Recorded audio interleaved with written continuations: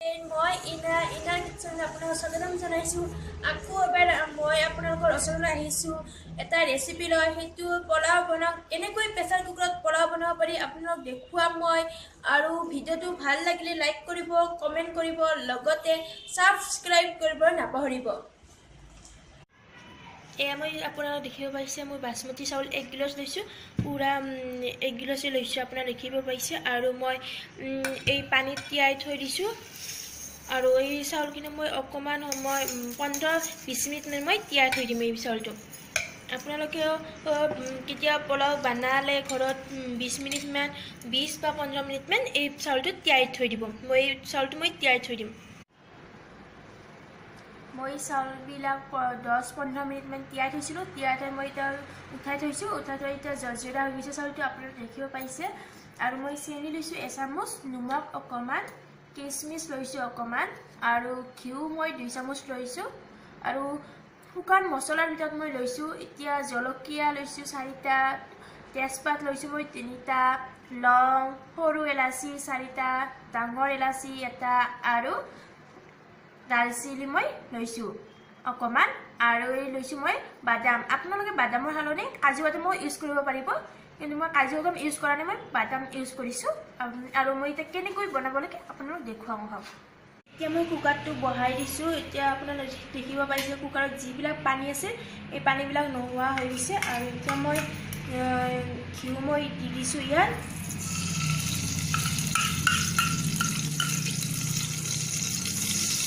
ইয়াত মই ঘিউটো দি দিছোঁ আৰু গেছৰ ফ্লেমটো মই অকণমান কমাই দিছোঁ। এতিয়া মই ঘিউত মই শুকান মছলাবিলাক দি দিওঁ।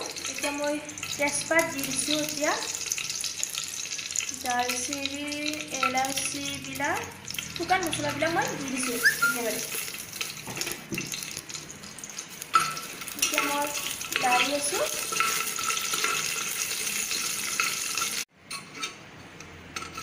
এই মছলাবিলাকৰ পৰা এটা ধুনীয়া চেণ্ট ওলাইছে। এতিয়া মই ইয়াত দি দিছোঁ বাদামবিলাক দি দিলোঁ। এই আপোনালোকে দেখিব পাইছে মই বাদামবিলাক দি দিছোঁ, আৰু লগতে মই এই কিচমিচখিনি দি দিছোঁ। এইবিলাক বেছি ফ্ৰাই কৰিব নালাগে, যিহেতু অকণমান কালাৰটো সলনি হোৱাৰ পিছতে মই চেনিটো দি দিম। এতিয়া আপুনি দেখিব পাইছে বেছি ভাজিব নালাগে, এইবিলাক এনেকৈ ভাজা হৈ গৈছে। আপোনালোকে দেখিব পাইছে অকণমান কালাৰটো সলনি হৈছে। এতিয়া মই চেনি 1 চামুচ দিলোঁ। এই চেনি মই দি দিছোঁ 1 চামুচ। এইটো যিহেতু এইটো এনেও চুইট হয়, সেইবাবে চেনিটো মই অকণমান দি দিছোঁ। আৰু এতিয়া মই চাউলটো বহাই দিম।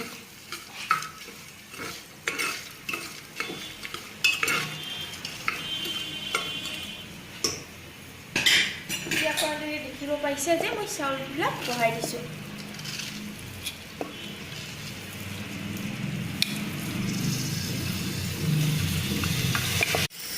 চাউলবিলাক মই বহাই দিয়াৰ পিছত অকণমান লৰাই দি আছোঁ, আপোনালোকে দেখিব পাইছে। এতিয়া মই লৰাই দিছোঁ অকণমান।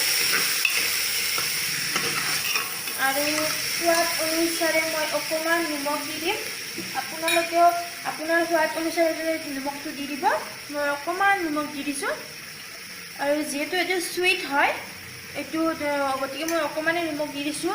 আৰু আপোনালোকৰ অনুযায়ী অকণমানেই চেনি ইউজ কৰিব। মই চেনি 1 চামুচ দিছোঁ। আৰু ইয়াত এতিয়া মই চাউল এইটো গিলাচেদি মই 1 গিলাচ পানী লৈছিলোঁ, আৰু গতিকে মই এইটো গিলাচেদি মই পানী 1 গিলাচে দি দিছোঁ। আৰু চাউল মই গিলাচৰ হিচাপত লৈছিলোঁ 1 গিলাচ, গতিকে মই পানীটো সেই হিচাপতে দিছোঁ, 1 গিলাচ দিছোঁ। এতিয়া মই ঢাকনখন দি দিছোঁ, আপোনালোকে দেখিব পাইছে। আৰু মই গেছৰ ফ্লেমটো মই হাই কৰি দিছোঁ। আৰু এই চিটিটো এটা চিটি আহিলে আপোনালোকে বন্ধ কৰি দিব। গেছৰ ফ্লেমটো অফ কৰি দিছোঁ। এতিয়া কুকাৰৰ চিটিটো পৰিছে, আপোনালোকে দেখিব পাইছে। এতিয়া মই ঢাকনিটো খুলি দিছোঁ। আৰু আপোনালোকেও চিটি এটাই দিব। আৰু আপোনালোকক মই এতিয়া দেখুৱাই দিম কেনেকুৱা হৈছে।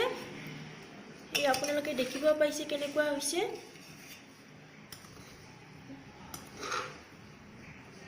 পোলাওখিনি মই প্লেটত সাজি লৈছোঁ আৰু আপোনালোকে দেখিব পাইছে কেনেকুৱা ধুনীয়া হৈছে পোলাওখিনি।